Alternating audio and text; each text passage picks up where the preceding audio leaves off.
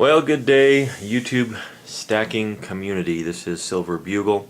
I hope you had a good weekend. Extended President's Day weekend. It's February 19th today, and I thought I would just share a little bit about my gold stack, and I wanted to do a live opening of a mint package that I received quite some time ago, actually last year, that I've just been sitting on, didn't really do anything with it.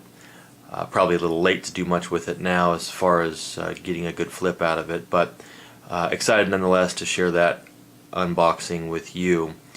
So, this in a nutshell is what I've been collecting probably for the last 3 to 4 years as far as gold goes.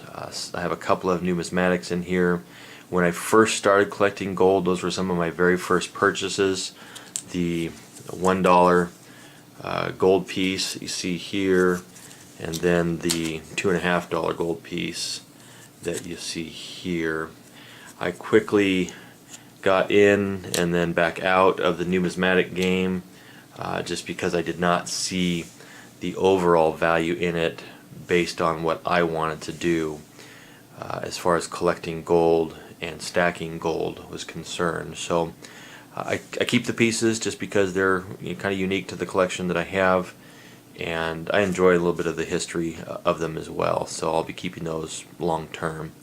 The rest of these are pretty standard that we see in a lot of stacks. Have a little pomp, 1 ounce bar, several maple leafs here, a couple of pandas, little half-ounce pandas that are nice pieces.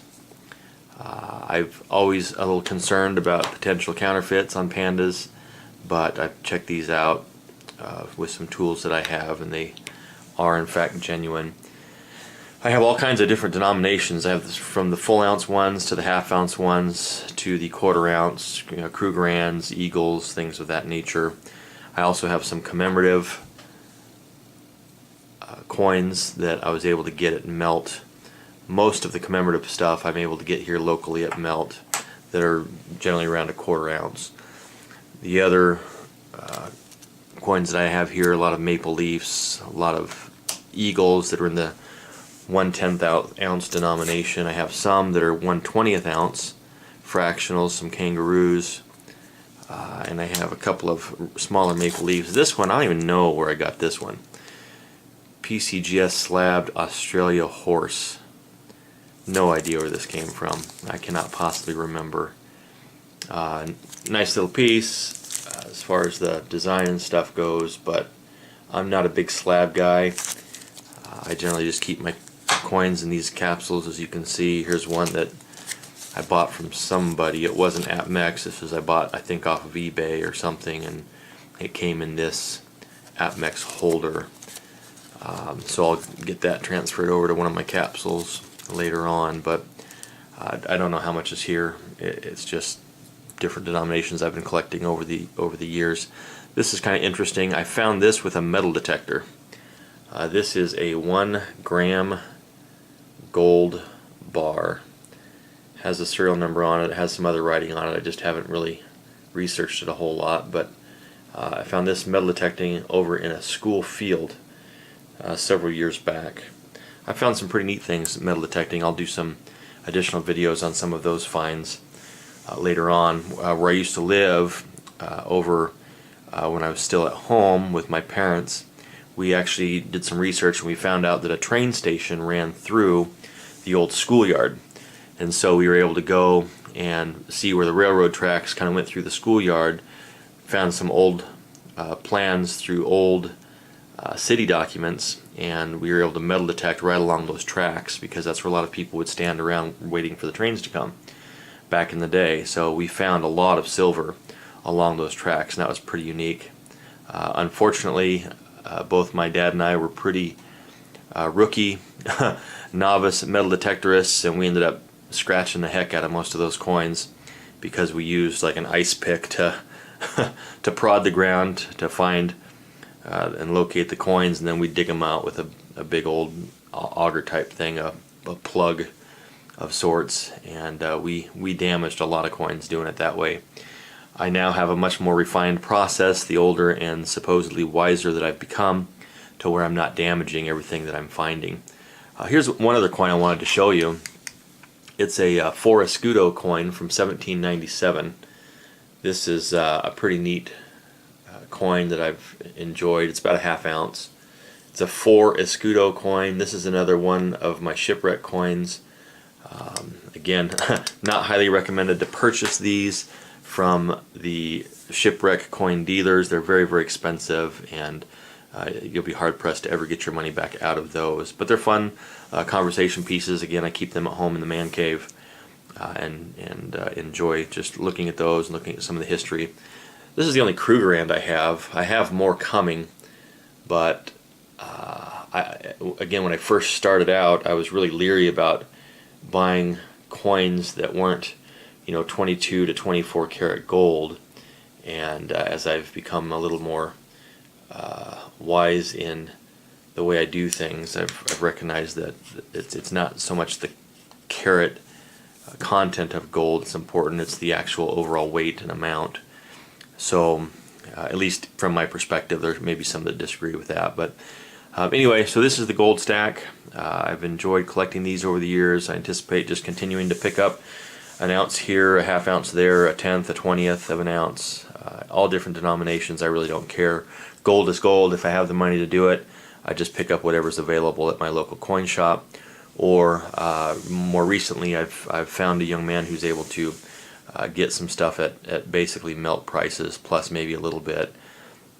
I think the most I've paid through him is about $5 or $10 over spot for an ounce, so that's been a pretty good deal. So I hope to keep him in the loop.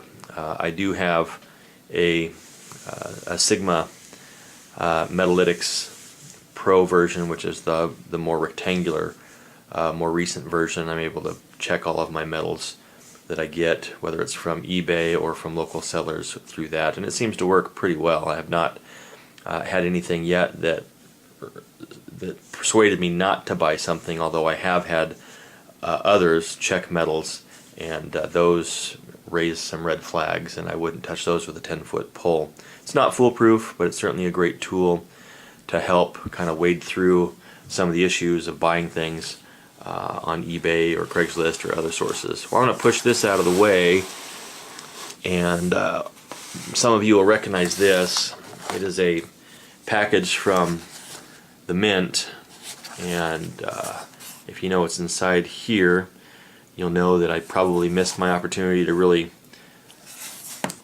do a good flip on something like this. The problem was I didn't recognize that there were certain timelines that you needed to submit this particular coin to one of the grading services to get it slabbed with either a first strike or early release type of name on the slab. So I'm just going to keep it. It's a palladium coin. I kind of like the design, and I think I'll just hang on to it. If I can get the doggone thing open, it looks like it's sealed pretty good.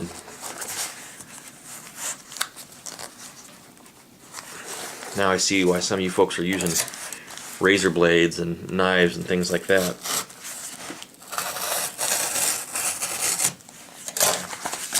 Because it must make it quite a bit easier to get into these boxes. Oh, there we go. I can just open it from the end. That's funny. I just used the scissors to score the box, and all I had to do was open it from the end. So here it is, the American Eagle 1 ounce palladium proof coin. This is my first look at it. First time I've ever opened the box and see what's inside here. Really a nice case. Real nice quality case. I think these were priced at, I don't know, about $1,300, $1,200 or $1,300 if I'm not mistaken. But just a real nice, beautiful coin.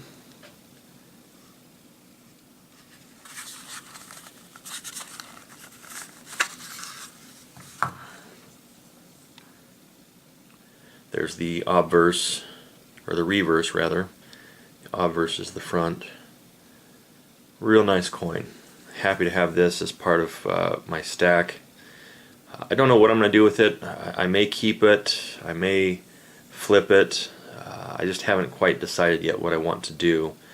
But like I say, I think I missed the boat a little bit on a good flip for good profit on that. But you know, palladium is palladium, and it is a precious metal, and I think I'm just going to hang on to it. I don't know that selling it right now is going to really do much for me or the stack necessarily, other than just replace this with an ounce of gold or something of that nature. So I think I'll just hang on to this and keep it in the stack. Beautiful coin. Anyway, you can feel free to leave a comment on helping me figure out how to open these boxes easier. Use a different pocket knife or something of that nature, but appreciate the YouTube community. Happy to be part of it, particularly the stackers. I enjoy watching your folks' videos. I learn from them, and I learn what your goals and what your dreams and what your desires are and what your methodologies are. So anyway, Silver Bugle here. It's February 19th, 2019, after a long weekend. Looking forward to just about a week to go before I head off to South America and do my fly fishing trip down there. Oh, by the way, on that, I am planning on visiting some LCSs in the Santiago, Chile area and Valparaiso, Chile, to see what they might have down there. I don't know that I'm going to find any deals necessarily, but you know, the dollar is worth a little more in different countries than it is even in our own country, so I may be able to find some pickups, or I may be able to barter a little more with some of the dealers down there. We'll see. I'll check it out, and I'll probably have some video of that as well. So anyhow, have a good day, good week. If you like the video, feel free to make some comments, subscribe if you would. I do plan in the future, as I increase the number of subscribers, in doing giveaways rather, and I plan on giving away gold. I have a lot of silver that I stack, but I want to make it worthwhile, so I do plan on doing gold giveaways. Look forward to that at some point in the future. I haven't determined yet as to what number of subscribers I'm going to do that with, but rest assured that as time comes, I will have some gold to give away. So Silver Bugle out.